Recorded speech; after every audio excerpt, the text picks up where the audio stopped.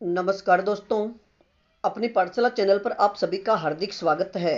कैसे हो आप सभी? आशा करता हूँ कि आप सभी स्वस्थ होंगे, मस्त होंगे और निरंतर अपनी पढ़ाई में लगे हुए होंगे। तो मित्रों, मैं फिर से हाजिर हूँ हिंदी साहित्य के इतिहास यानी रीतिकाल से संबंधित महत्वपूर्ण प्रश्नों को लेकर के। और मित्रों, आज की कक्षा हिंदी साहित्य यानी हिंदी साहित्य का जो तीसरा काल है रीतिकाल, उससे संबंधित है। और यह कक्षा आगामी समय में होने वाली स्कूल व्याख्याता और वरिष्ठ अध्यापक भर्ती हेतु आपके लिए महत्वपूर्ण साबित होगी। तो मित्रों, बात करें आज के पहले प्रश्न की। आचार्य रामचंद्र शुक्ल ने रीतिकाल की समय सीमा मानी है। आचार्य रामचंद्र शुक्ल ने रीतिकाल की समय सीमा क्या मानी है? तो इसका सही उत्तर होगा 1700 से 1900 विक्रम संवत तक। मित्रों, याद रखिएगा कि आचार्य रामचंद्र शुक्ल का जो हिंदी साहित्य का काल विभाजन किया गया वह सर्वमान्य काल विभाजन है। और आचार्य रामचंद्र शुक्ल ने अपने हिंदी साहित्य के इतिहास को 4 भागों में विभाजित किया और दोहरे नामकरण की इन्होंने पद्धति अपनाई है। और बात करें कि आचार्य रामचंद्र शुक्ल ने हिंदी साहित्य का जो प्रथम युग है, जिसे वीर गाथा काल नाम यानी आदिकाल को इन्होंने वीर गाथा काल नाम दिया है। और वीर गाथा काल की जो समय सीमा है वह 1050 विक्रम संवत से लेकर 1375 विक्रम संवत तक मानी है। इसके बाद उन्होंने दूसरे काल को उत्तर मध्य काल कहा और उत्तर मध्य काल को भक्ति काल भी कहा जाता है। और तीसरा जो काल है उन्होंने रीतिकाल, उसको उत्तर मध्य काल का नाम दिया। और रीतिकाल की जो समय सीमा है वह 1700 से लेकर के 1900 विक्रम संवत तक मानी जाती है। अब मित्रों, बात करें आज के अगले प्रश्न की। देव बड़े की बिहारी विवाद के जन्मदाता कौन है? देव बड़े की बिहारी विवाद के जन्मदाता कौन है? तो इसका सही उत्तर होगा मिश्र बंधु। और मित्रों, याद रखिएगा कि मिश्र बंधुओं ने बिहारी को कवि नहीं माना है। और मित्रों, यानी हिंदी साहित्य के इतिहास से संबंधित यानी जो रीतिकाल का है पार्ट नंबर 1 है वह मैंने पहले अपलोड कर दिया है और ये पार्ट नंबर 2 है। बात करें अगले प्रश्न की। रीतिकालीन मनोवृत्ति का सर्वश्रेष्ठ प्रतिनिधित्व मिलता है। यानी रीतिकालीन जो मनोवृत्ति है उसका सर्वश्रेष्ठ प्रतिनिधित्व किसके काव्य में मिलता है? तो इसका सही उत्तर होगा बिहारी के काव्य में। बात करें आज के अगले प्रश्न की। यूरोप में बिहारी सतसई के समकक्ष कोई रचना नहीं है, ऐसा किसने कहा है? यानी यूरोप में यानी संपूर्ण यूरोप में बिहारी की जो सतसई है उसके समकक्ष कोई भी रचना नहीं है, ऐसा किसने कहा है? तो इसका सही उत्तर होगा जॉर्ज ग्रियर्सन ने। मित्रों, याद रखिएगा कि जॉर्ज ग्रियर्सन ने भी बिहारी सतसई की समीक्षा यानी उसके विषय में लिखते हुए कहा है कि बिहारी सतसई एकमात्र ऐसी रचना है जिसके समकक्ष यूरोप में कोई भी रचना नहीं है। बात करें और बिहारी सतसई की अगर सबसे बड़ी विशेषता की बात करें तो बिहारी सतसई की जो सबसे बड़ी विशेषता है वह है उसकी समाहार शक्ति यानी कल्पना का समाहार। यह बिहारी सतसई की सबसे बड़ी विशेषता है। बात करें आज के अगले प्रश्न की। बिहारी सतसई के प्रत्येक दोहे पर सवैया छंद के रचनाकार कौन है? बिहारी सतसई के प्रत्येक दोहे पर सवैया छंद के रचनाकार कौन है? तो इसका सही उत्तर होगा कृष्ण कवि। और मित्रों, बिहारी सतसई पर पहले टीकाकार भी कृष्ण कवि ही रहे हैं। बात करें आज के अगले प्रश्न की। भूषण काव्य का प्रधान गुण क्या है? यानी भूषण काव्य का यानी रीतिकालीन राष्ट्रीय कवि यानी रीतिकाल के एकमात्र ऐसे कवि हैं जिन्हें राष्ट्र कवि के रूप में माना जाता है। और इनके अगर काव्य की बात करें कि इनके काव्य में कौन सा गुण प्रधान गुण रहा है? तो इसका सही उत्तर होगा ओज गुण। और मित्रों, अगर काव्य गुणों की बात करें तो काव्य गुण 3 होते हैं, ओज गुण, प्रसाद गुण और माधुर्य गुण। तो ओज गुण का जो संबंध है वह वीर रस से है, और इनका जो काव्य है यानी भूषण का जो काव्य है वह वीर रस प्रदान काव्य माना जाता है। अगला प्रश्न, रीतिकालीन राष्ट्र कवि कौन है? यानी रीतिकाल के वे कवि कौन है जिन्हें रीतिकाल का राष्ट्र कवि माना जाता है? तो इसका सही उत्तर होगा कवि भूषण। बात करें आज के अगले प्रश्न की, भूषण कवि की उपाधि किसने दी थी? यानी कवि भूषण को भूषण कवि की उपाधि किसने दी थी? तो इसका सही उत्तर होगा चित्रकूट नरेश या चित्रकूट के राजा रुद्रदेव सोलंकी ने। मित्रों, याद रखिएगा कि जो कवि भूषण है, रीतिकाल के राष्ट्र कवि माने जाने वाले कवि भूषण का अगर मूल नाम की बात करें तो इनका मूल नाम घनश्याम दास था। यानी इनका मूल नाम क्या था? घनश्याम दास। बात करें आज के अगले प्रश्न की, मतीराम किसके दरबारी कवि थे? मतीराम किसके दरबारी कवि थे? तो इसका सही उत्तर होगा बूंदी नरेश भाव सिंह के। मित्रों, याद रखिएगा कि राजस्थान के बूंदी जिले के जो भाव सिंह थे, यानी बूंदी जिले के जो शासक भाव सिंह थे, उनके मतीराम दरबारी कवि रहे हैं। अगला प्रश्न, काव्यांग निरूपण में सर्व प्रमुख किसे माना जाता है? काव्यांग निरूपण में सर्व प्रमुख किसे माना जाता है? तो इसका सही उत्तर होगा भिखारी दास को। मित्रों, बात करें अगले प्रश्न की, वियोग श्रृंगार के प्रधान मुक्तक कवि किसे माना जाता है? वियोग श्रृंगार के प्रधान मुक्तक कवि किसे माना जाता है? तो इसका सही उत्तर होगा घनानंद को।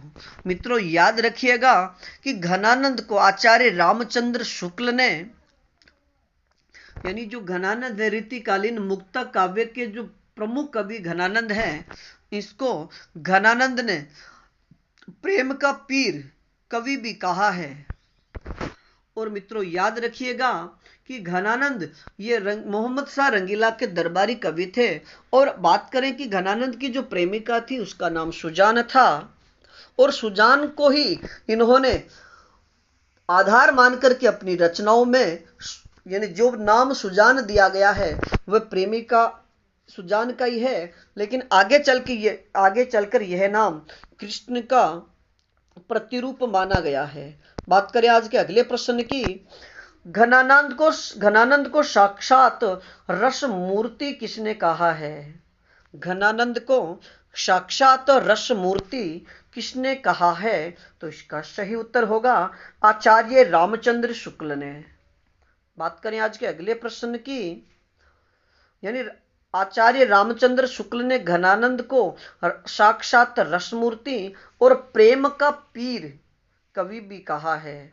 बात करें अगले प्रश्न की, किसके लिए कहा जाता है कि उनका प्रेम स्वानुभूत और रीति मुक्त प्रेम है? यानी किसके लिए, यानी रीतिकाल का वह कवि कौन है जिनके लिए कहा जाता है कि उनका जो प्रेम है वो स्वानुभूत और रीति मुक्त है? तो इसका सही उत्तर होगा घनानंद। मित्रों, याद रखिएगा कि रीतिकालीन जो काव्य है उसको 3 भागों में बांटा गया है, रीति मुक्त काव्य, रीतिबद्ध काव्य और रीति सिद्ध काव्य। अगर रीति मुक्त काव्य की बात करें तो आलम, बोधा, ठाकुर और घनानंद इसके प्रमुख कवि रहे, और रीति सिद्ध कवियों में तो सर्व प्रमुख रीति सिद्ध कवियों में बिहारी को माना जाता है।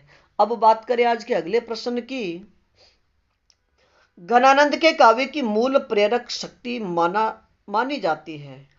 यानी घनानंद के काव्य की मूल प्रेरक शक्ति किसे माना जाता है? तो इसका सही उत्तर होगा प्रेमिका सुजान को। मित्रों, बात करें आज के अगले प्रश्न की, रीतिकालीन परंपरा के अंतिम चरण के सर्वाधिक प्रसिद्ध कवि कौन है? रीतिकालीन परंपरा के अंतिम चरण के सर्वाधिक प्रसिद्ध कवि कौन है? तो इसका सही उत्तर होगा पद्माकर। बात करें आज के अगले प्रश्न की। श्रृंगार रस का सार ग्रंथ किसे कहा जाता है? श्रृंगार रस का सार ग्रंथ किसे कहा जाता है? तो इसका सही उत्तर होगा पद्माकर कृत जगत विनोद को। मित्रों याद रखिएगा कि पद्माकर कृत जगत विनोद ग्रंथ को श्रृंगार रस का सार ग्रंथ कहा जाता है। अब बात करें अगले प्रश्न की। कवि पद्माकर के अंतिम प्रसिद्ध कवि यानी कवि पद्माकर की अंतिम प्रसिद्ध रचना मानी जाती है, यानी रीतिकालीन जो अंतिम कवि माने जाते हैं पद्माकर, तो पद्माकर की भी अंतिम प्रसिद्ध रचना कौन सी रही? तो इसका सही उत्तर होगा गंगा लहरी। अगला प्रश्न, किसने भक्ति, श्रृंगार और वीर तीनों पर अधिकार पूर्वक लिखा है? यानी रीतिकालीन वह कवि कौन है जिसने भक्ति पर, श्रृंगार पर और वीर रस पर, यानी भक्ति रस, श्रृंगार रस और वीर रस तीनों पर अधिकार पूर्वक रचनाएं लिखी है? तो इसका सही उत्तर होगा पद्माकर। बात करें आज के अगले प्रश्न की। रीतिकाल के पतन का कारण क्या रहा?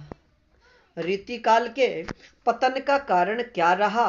तो इसका सही उत्तर होगा साहित्य में लोक मंगल की भावना का अभाव।